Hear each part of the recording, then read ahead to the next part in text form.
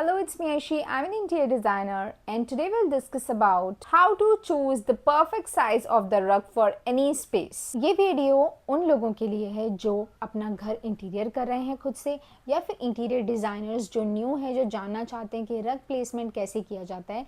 साथ ही साथ स्टूडेंट्स के लिए है ये वीडियो, ताकि आप जान सके कि रग का प्लेसमेंट किस किस तरीके से और किन जगहों पर किस तरीके से किया जाता है। So let's get started. जब हम किसी भी एरिया का इंटीरियर डिज़ाइन क्रिएट करते हैं या 3D विजुअल्स क्रिएट करते हैं, तो सबसे इम्पॉर्टेंट रोल क्रिएट करता है हमारा लाइट, फर्नीचर, डेकोरेशन स्टफ।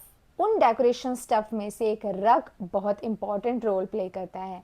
तो चलिए आज जानते हैं कि हम कौन कौन से एरियाज में किस तरीके से रग को प्लेस कर सकते हैं। सबसे पहले हम बात करते हैं लिविंग रूम से।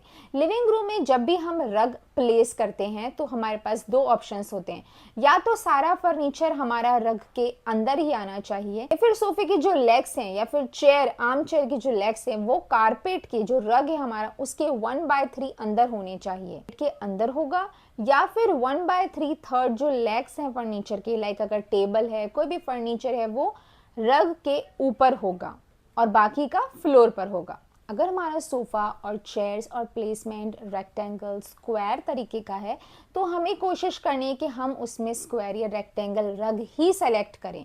अगर हमारे सोफ़े में थोड़ा सा भी कर्व है या कर्वी डिज़ाइन है या डिफरेंट टाइप के कर्व्स आ रहे हैं सोफ़े में या फिर सोफ़े में और चेयर में, दोनों में, तो हमें पूरी कोशिश करनी है कि हम वहाँ पर राउंड तरीके का रग सेलेक्ट करें ताकि फर्नीचर उससे मैच हो सके। राउंड कारपेट में भी सेम गाइडलाइंस यूज होंगी, या तो सारा फर्नीचर कारपेट के अंदर होगा या फिर फर्नीचर के जो लेग्स होंगे 1/3 कारपेट के अंदर होंगे, यानी कि रग के ऊपर होंगे।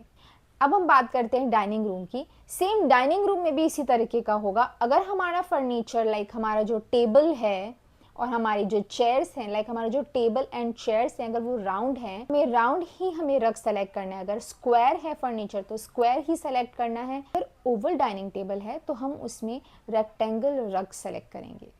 इसकी गाइडलाइंस कुछ इस तरीके से हैं कि जो हमारी टेबल है और जो चेयर है वो पूरे कारपेट के अंदर ही होना चाहिए।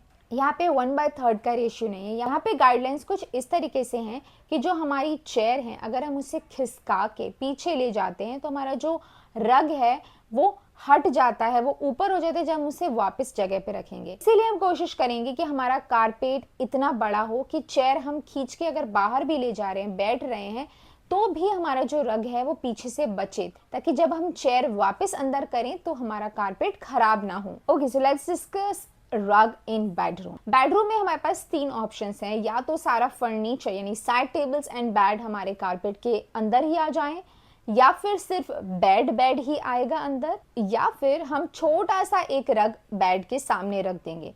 अगर हमारे पास कॉर्नर में बेड है तो हम कॉर्नर में मोस्टली हम सिंगल ही रग सेलेक्ट करते हैं जो बहुत ही पतला सा होता है। सिंगल बेड्स में मोस्ट ऑफ द टाइम हम इस तरीके के पतले रग्स का ही यूज करते हैं। जो सिंगल बेड होता है, या तो 2 सिंगल बेड के बीच में एक रग लगा सकते हैं, या फिर बेड्स के सामने छोटे छोटे रग्स लगा सकते हैं।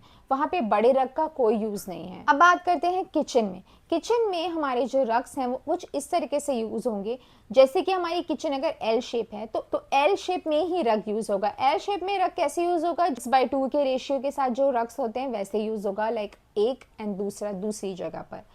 और एल्स अगर आइलैंड किचन है तो बीच में हम एक रग रख सकते हैं पतला वाला, और हमारे पास नॉर्मल अगर किचन है तो उस किचन के ठीक सामने भी हम वो पतला रग रख सकते हैं। अगर हमारा किचन स्मॉल है तो स्क्वायर रग वहाँ पे रख सकते हैं। आई होप ये वीडियो काफ़ी हेल्पफुल रही होगी नॉर्मल क्लाइंट्स के लिए भी। अगर कोई अपने इंटीरियर कर रहा है, घर खुद से ही डेकोर कर रहा है, तो उसके लिए ये वीडियो बहुत हेल्पफुल रही होगी। इस तरीके की वीडियोस और भी मैंने पोस्ट किए हैं, तो जाके आप फटाफट से देख सकते हैं। और मेरे चैनल को सब्सक्राइब जरूर कर लीजिएगा। Thank you so much.